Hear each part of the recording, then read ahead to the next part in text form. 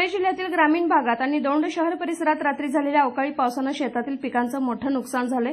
दौंड तालुक्यात बुधवारी गुरुवारी रात्री तुफान वादळी वाऱ्यासह झालेल्या अवकाळी पावसाने शेतातील जनावरांचा चारा, पिके, फळबागा, ऊस पिकं जमीनदोस्त झालेत। काही ठिकाणी घरावरील पत्र्याचे छत, मोठमोठे छोटे मोठे हॉटेल व्यावसायिकांचे शेड उडाल्याने व्यावसायिकांचंही मोठं नुकसान झालंय। वीटभट्ट्यांचंही नुकसान झालं असून संबंधित नुकसान झालेल्या पिकांचे पंचनामे करून शासनाने नुकसानीची भरपाई देण्याची मागणी शेतकरी वर्गातून पुढे होत आहे। रात्रीच्या सुमारास गायब झालेल्या विजेमुळे नागरिक उकाड्याने रात्रभर हैराण झाले होते। पालकमंत्र्यांनी आता लक्ष घालावं अशी मागणी जोर धरत आहे। गावकरी न्यूज दौंड तालुका प्रतिनिधी सुभाष कदम।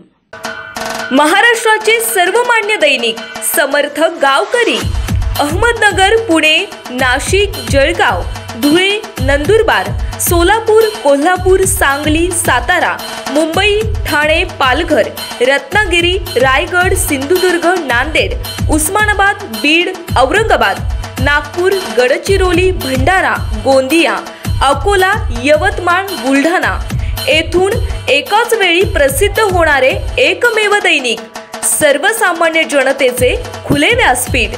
संपादक आहेत विश्वासराव आरोटे। मोबाईल नंबर आहे 9423 38 85 08। दुसरा मोबाईल नंबर 9423 46 72 72।